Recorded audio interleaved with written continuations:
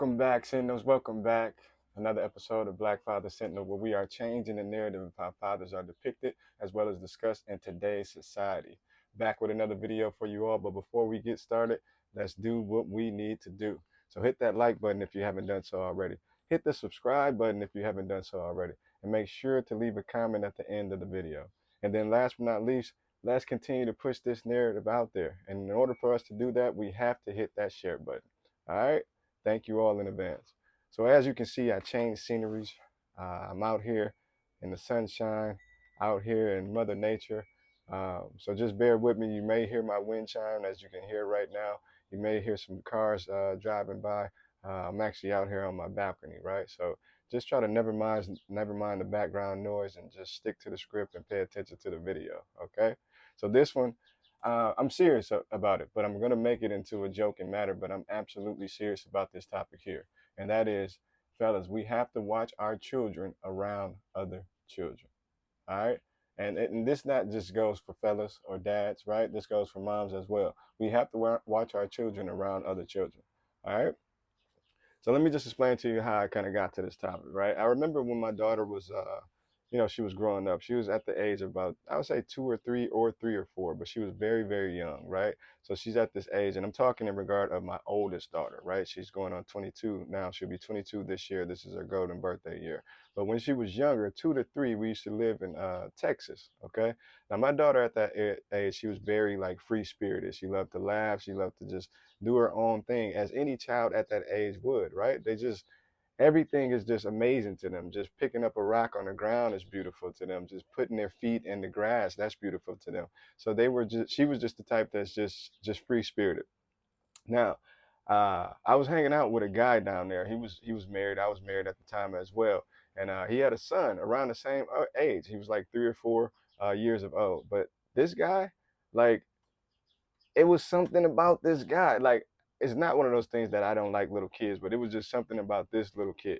And what I mean by that, he was just overly aggressive, right?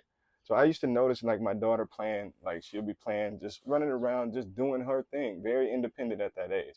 And he would just come up to her, run real fast and knock her down. I was just like, what is wrong with this guy, right? Another thing that he would do is just like constantly want to grab her hand or give her hugs all the time, just invading her personal space. Now, we used to sit down and we used to chill, like we're all together. His wife would be talking to my wife, I'm talking to him.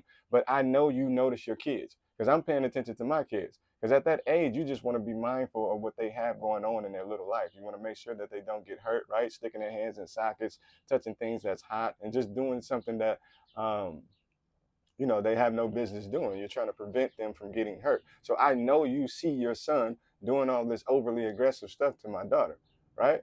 And so they would just never mind it. And I'm just like, like, I know you see this. I know this is the norm in you all's house, but this is not the norm for us. And I'm just, my daughter would take it in stride.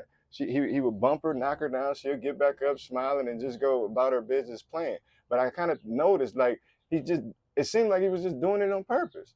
And then nobody is like, telling them, hey, stop doing that. Because I'm waiting, you know how people are sensitive with their children. So I'm waiting for them to say something before I say something, right?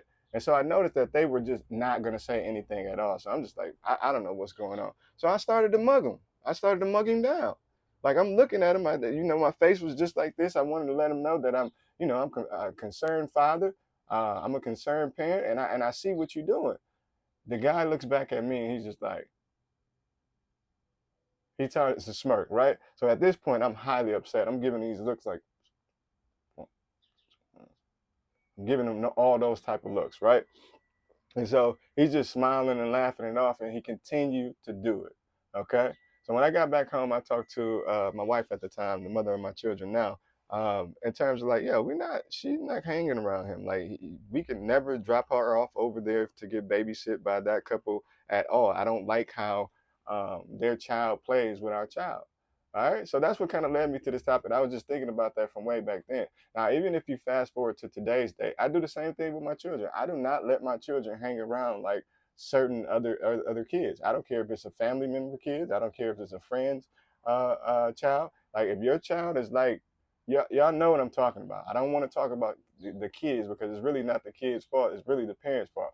Like, the The children that act like they don't have any home training, you're not hanging around my child, like at all. Like I'll describe like two of them to you. And these are the type of children, I don't care, boy or girl, you're not hanging around my children because I don't conduct or raise my children in that fashion, right? So you got number one, the grown kids, right? Y'all know which one I'm talking about.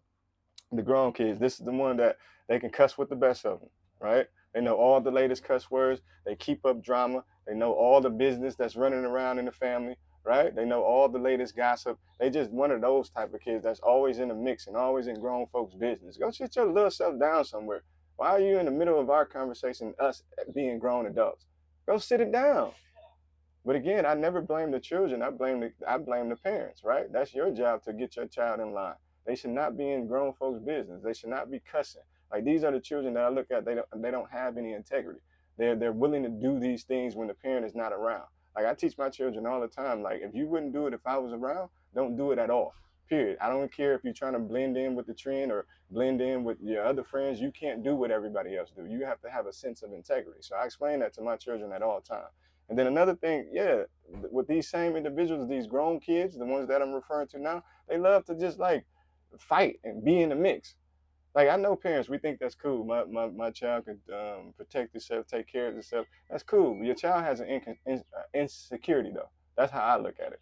If you can't use your words, right? If you can't articulate your thoughts, right? If you can't convey to another child how you're feeling and you want them to stop this because of this reason, and you can't talk, then of course, quite naturally, you're going to resort to violence, right? And then you got these emotionally insecure kids that just can't control themselves. A lot of times, this violence that happens in the street nowadays is because people don't know how to articulate their thoughts, and they're not emotionally intelligent. If you knew how to talk, right? If you knew how to convey the message to another person, half these situations wouldn't even transpire. And I can guarantee you that. I've seen it in action before. I've seen when a person, girl or boy, get so frustrated because they can't get their words out or they don't know how to express themselves, so they immediately just start swinging. I don't want my kids hanging around stuff like that. Like, I don't at all. And I tell you, like, another child that I don't want my children hanging around is the child that plays too much. Like they just play too much. They're like the child that likes to take gambles with life. Like I'll explain it to you. So when we were growing up, and I got a cousin that's like that. He know who he is, and all my family members watching this video, you know who he is too. I'm talking about the cousin that's in my age bracket. All right, yeah, I got a part in that. That's somebody pulling off in that truck. But in my age bracket, he just used to play too much. I'll never forget. We went to a family reunion. I think it was like Memphis, Tennessee, or something like that. We're staying at a hotel, so we all get dressed, decided to go swimming. Now I already know like how he gets down, so I'm gonna stay on guard. I'm gonna stay ready so I don't have to get ready. But anyway, I must have like got lax a little bit, and I let him get close to me in the pool, and the man like he dunked me. If y'all don't know what that means, he grabbing me and then he slaying me underneath the water. Now all that's cool, we can take that, but the length of time that he kept me under there, like I thought I was gonna pass away. I'm just like, what are you doing right now? Like I was literally under there. Like I think I broke a record of some kind. I was under there for so long that I felt like I was just gonna give my soul up to the Lord at that point. I'm like, it's over with. This is how I went out.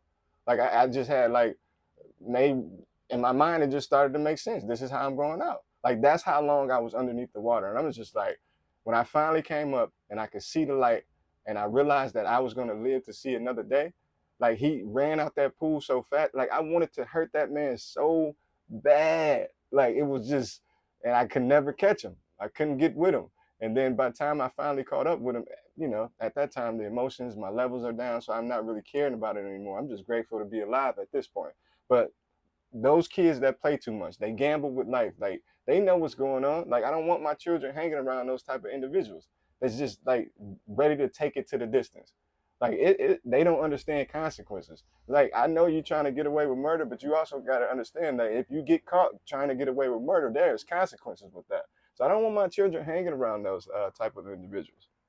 And that's just me. And fathers as well as ladies, I'm curious to see, like, do you let your children hang around just any old type of children? Like you just let them, you can just drop them off anywhere, right? You don't vet these children. You don't vet the parents.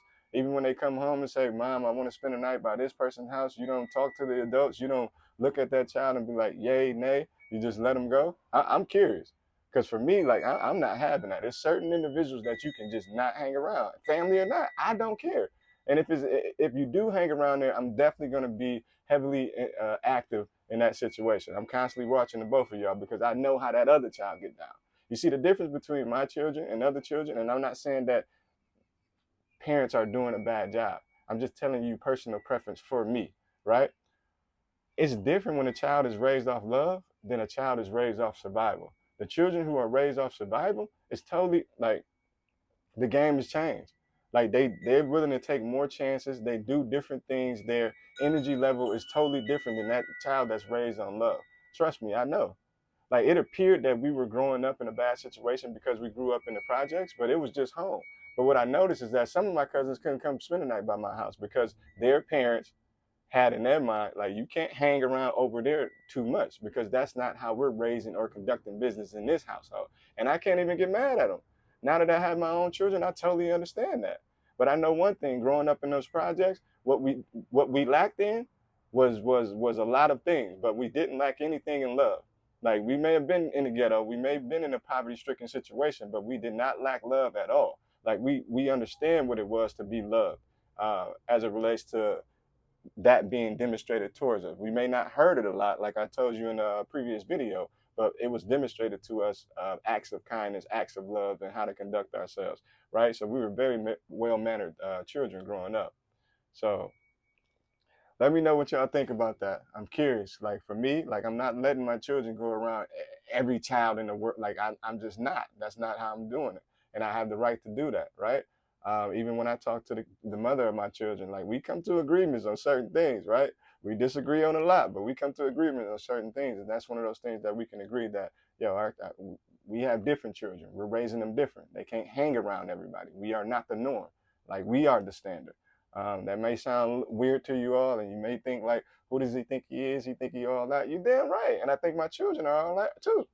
You should have that type of confidence in your children, right? Well, it may just be me. But let me know, ladies as well as gents, let me know how you feel. Fathers, continue to do what you do best, and that is to be a great father. Black Father Center.